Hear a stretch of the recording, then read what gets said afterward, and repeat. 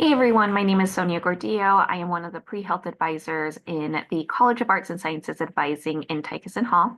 Today we're going to go over the medical school academic requirements. So if you are interested in allopathic medicine or osteopathic medicine, join me as we're going to do a deep dive on the common requirements for medical school admissions. Those that vary school to school, we'll talk about some highly recommended courses. We'll talk about the nuances in relation to these prerequisites. And then lastly, we're going to go over some resources that you can utilize as you navigate your pre-med journey. All right, so the first common requirement for medical school admissions include general chemistry with lab. You'll need 1 year, so that is chemistry 221, 222, and 223. These are 4-credit lectures, and then there is chemistry 227, 28, and 29. These are 2-credit labs, so you can take these courses concurrently, lecture and lab, or you can start off by doing just a lecture and then adding in the lab later on, as the lecture is a co-requisite or a prerequisite for that lab. Next, we have general biology with labs. You'll need 1 year. So that's bio 211, 212, and 214. Biology majors, you're naturally going to have to do all 4 parts of this sequence. Human physiology, multidisciplinary science, and non-STEM pre-med students, you get the choice between 213 or 214. And if that's the case, you'll want to select the 214 as this course is genetics and biochemistry, and this will prepare you for the MCAT, and it's also a common prerequisite for some biology upper division courses that you may want to consider taking. These courses are 5 credits each, with the lab embedded within the 5 credits of the course. So you're not signing up for a separate 2-credit lab for biology. Next, we have organic chemistry with labs. That is 1 year that you'll need for this. So chemistry 331, 335, and 336. These are 4-credit lectures, and then we have chemistry 337 and 338. These are 3-credit labs. So no lab in the spring, as these 3 credits for the labs for fall and winter will complete the 1 year of labs you need for medical school admissions. Next, we have physics with labs, 1 year. So just like that general chemistry sequence, it's organized into 4-credit lecture and 2-credit lab. So you can take it concurrently, or you can start off by doing just the lecture and then adding in the lab later on. Next, we have biochemistry. So it's common for programs to require at least 1 quarter of biochemistry. So at U of O, that's chemistry 360. This course is designed specifically for pre-health students. So it encompasses everything you need to learn for MCAT in regards to biochemistry.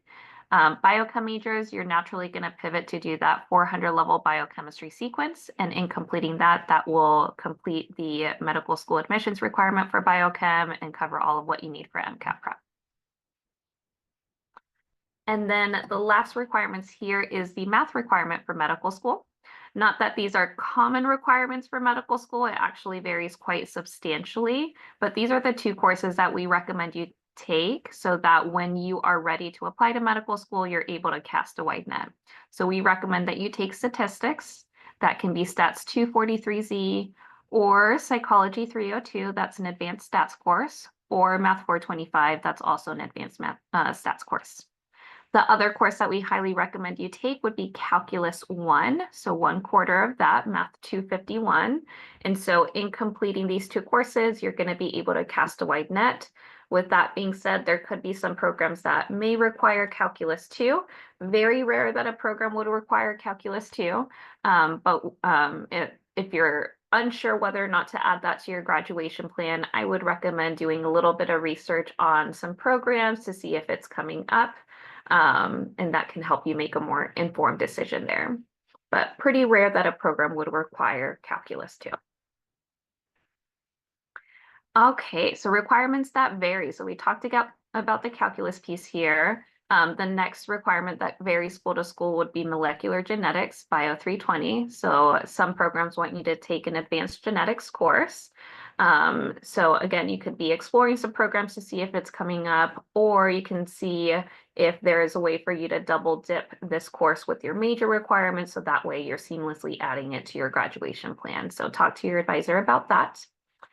Another one that comes up is 1 year of writing. So at U of O, you are required to complete 2 quarters of writing. So everyone has to do that writing 121 course, and then you get the choice between 122 and 123. So if you're wanting to do the 1 year, you'll need to add both 122 and 123, or you can do the 2 quarters of writing and then add in a writing intensive English course for that 3rd quarter.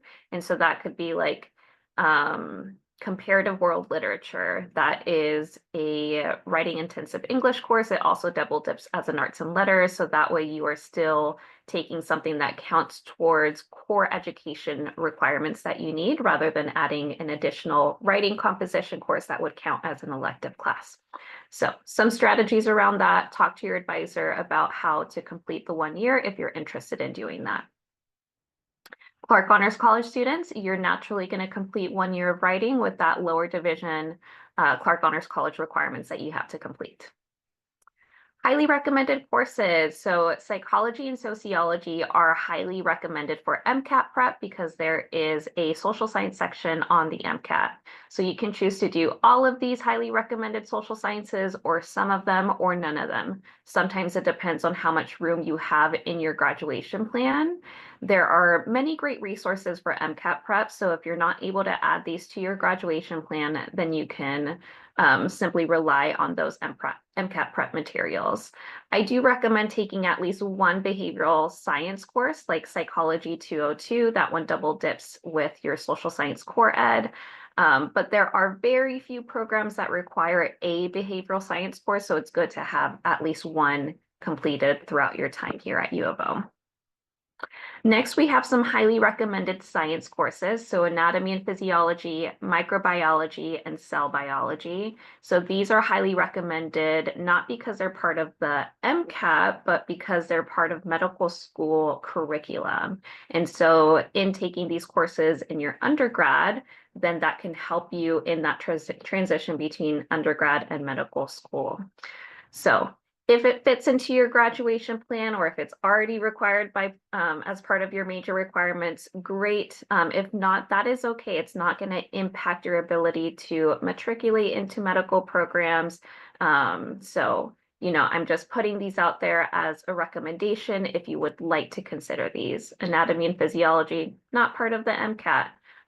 These courses are offered through the human physiology department, but there's also a couple other options in the biology department that you can consider. So like sensory physiology and investigations in medical physiology, these have elements of physiology that could help you for medical school as well. So take a look at those. Those are other great alternative options as well.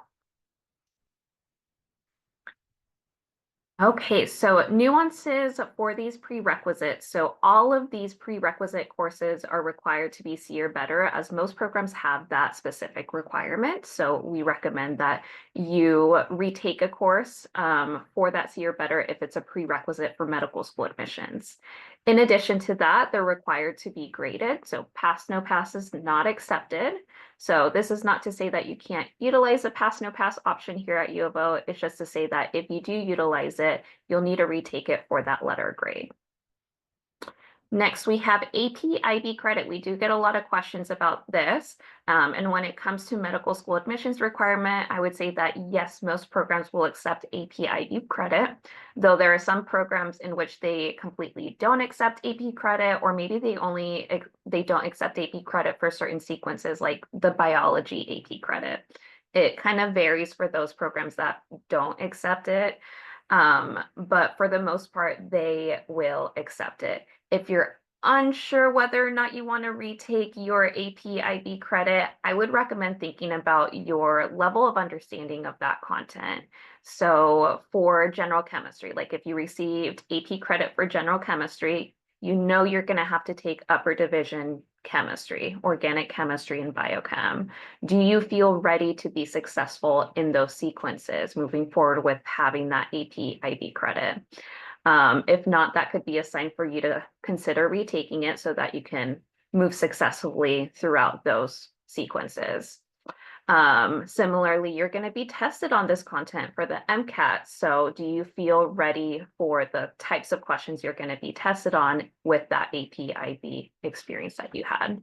So that is one way to kind of think about whether or not you want to retake it. Of course, every decision has implications. So if you choose not to retake it, just know that when you're getting ready to apply, you're going to have to look at those prerequisites and whether or not that program accepts your AP/IB credit. And if they don't accept it, just continue to look for other programs that do satisfy the prerequisites that you do have. Next is competency-based admissions. So competency-based admissions is when a program doesn't have any set of prerequisites for you to complete for admissions, but they rather holistically review your competitiveness based off the AAMC core competencies. They will take a close look at your academic readiness, which will include an evaluation of your overall cumulative GPA, your science versus non-science GPA. They're going to look at the overall trend that they see on their transcript. Is there any upward trend, downward trends? How well did you do in your first 2 years versus your last 2 years? So this, in addition to your MCAT score, will gauge your academic competitiveness for programs or for that program. So OHSU is an example of a school that does utilize competency-based admissions. So if you're ever looking at their website or other schools' websites and you're not seeing a set of prerequisites, but you're seeing this information about core competencies, this is why. And then lastly, you get a chemistry minor by completing the pre-med requirements. So once you complete that organic chem sequence, you have essentially satisfied the chemistry minor. So this is for everyone except chemistry and biochem majors because you can't minor in something that you're majoring in. So if you are anything other than those 2 majors, then you can go ahead and declare that minor, and you can do so in the chemistry website. General rule of thumb here. So we recommend that you follow that common requirement list. So in doing that, you're going to be able to cast a wide net when you're applying to medical school. We do also recommend that you're researching programs throughout your time here. And you can do that through MSAR, medical school admissions requirements. So this is managed through the AAMC. You have to request access to this, so it's about $26 for a year of subscription, but this houses all of the admission requirements for all of the MD programs and has additional information about average MCAT, GPA, and things like that. So really great resource to utilize there. And then there's a Choose DO for folks that are interested in applying to DO school. This is a free tool for you to utilize.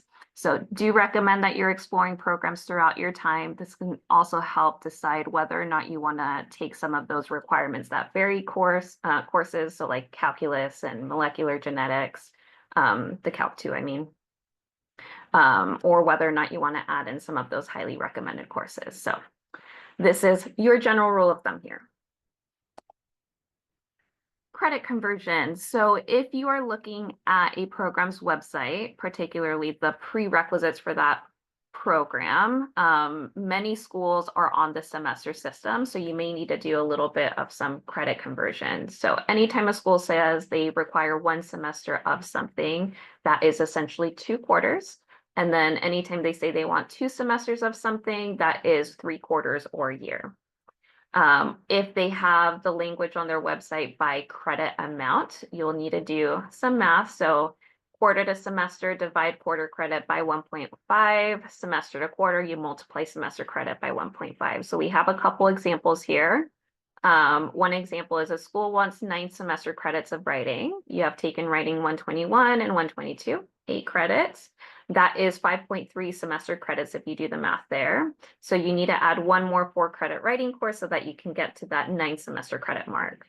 And then the other example here is a school says they want 3 semester credits of biochemistry, and you do the math and it's 4.5 quarter credits. And you're looking at the U of O schedule, you see that chemistry 360 biochemistry is a 4-credit class. What do you do with that 0.5? So this is something that has actually come up. And so our primary recommendation is that you reach out to the school and see if they're willing to waive that 0.5 requirement. I recommend that you attach the syllabus to biochemistry if possible, so that way they can take a look at that curriculum. Usually they will waive the 0.5 because it's based off of the curriculum more so than the amount of credits. But there could be that one program out there that is pretty strict about meeting that minimum credit amount, in which they would recommend you add in an additional biochemistry course. So from there, it becomes a conversation as to whether or not you want to add that to your graduation plan to be able to apply to that one program, or we could focus on the schools that do have the prerequisites for the courses you have taken. So just something to be aware about there. That's why it's important to do some exploration pretty early on for those programs. All right, so next step would be to do some graduation planning. And so there are some nuances for certain majors that I want you to keep in mind. So I would recommend pausing the slide and taking a look at these nuances. So biochemistry, neuroscience, bio majors, if you're any of those and you're watching this video, go ahead and pause and take a look at your nuance. Human phys majors, I do want to talk about your nuance a little bit more. Here, if you are a first year human physiology major taking general chemistry, particularly taking the chemistry 221 course in the winter term. So in terms of completing your major requirements, you would essentially finish the Gen Chem sequence fall of your sophomore year. And then generally speaking, students take Gen Chem first year, then bio sequence second year with those human phys lower divisions. Anatomy and physiology goes into third year, and then physics into fourth year. That's kind of like generally what students do. So in order to add organic chemistry to your graduation plan, it's not required by human phys majors, but you need it for medical school admissions. So it's a fall start only sequence. So you either start it in the fall or summer. Okay. So ideally, you would want to finish general chemistry in the summer, that chemistry 223 course, so that you are starting at fall of sophomore year. Alternative options would be to take organic chemistry in the summer, or you could take it in senior year and then wrap up the biochemistry fall of a fifth year, or you could take it outside of U of O thereafter. So these are just a couple alternative options to think about. I do not recommend taking it on top of anatomy and physiology, so that's why it's kind of going into that second year. So do consider taking chemistry 223 in the summer to wrap up your general chemistry sequence.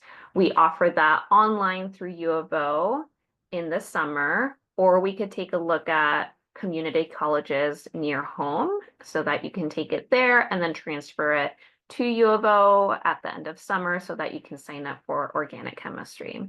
So I just want to put this on your radar, as this is something that has come up pretty frequently for human phys majors. So that is only for folks that are taking that chemistry 221 starting winter term. All right, other things to keep in mind as you're doing some graduation planning is to take a look at those prerequisites. One that always comes as a surprise is that Bio 214 prereq. It requires Bio 212 in addition to Chemistry 223. You have to have both of those completed before you can take that class, and there's no exceptions to that. Also keep in mind whether or not you need to retake a course for a C or better. Does it make sense to retake it immediately after you have taken that course, or does it make sense to take it down the line? It really varies student to student, so just keep that in mind as you're doing your planning and talk to your advisor about where it makes sense to take it. And then other things would be, are you considering taking summer courses? And it could be a summer of science classes or some core education classes so that you're lightening up your credit load for the upcoming academic year. We do offer science sequences over the summer, like you can take the entire sequence of biology in person over the summer through U of O, or the physics sequence that's also offered in person over the summer. You can take the entire sequence. They're 4-week intensive courses. Similarly, organic chemistry, those lectures are offered typically online over the summer, and then the labs are offered in person. So you have some options there to either accelerate your graduation plan or make sure that you are still completing all of these prerequisites within a 4-year timeline. We can also explore doing a 5-year timeline if that's going to fit better for your needs. So These are all things to keep in mind for graduation planning. We're going to create a graduation planning video, so do take a look at that to learn how to map out those sequences. We're going to do a deeper dive on those prerequisites and when these courses are offered. And then more importantly, we're going to talk about application timelines. So whether you're thinking about going to medical school straight from undergrad to medical school, or taking a year off or a couple years off. So that can also impact the timing of your sequences, because you got to think about MCAT prep and having that in your graduation plan and having those sequences completed so that you have that content knowledge before you take the MCAT. So a lot of variables to think about. Take a look at that video so you can start that graduation planning and then talk to your advisor about completing that graduation plan. All right, so that concludes this presentation courses. If you have any questions, you can email us at prehealthadvising@uoregon.edu.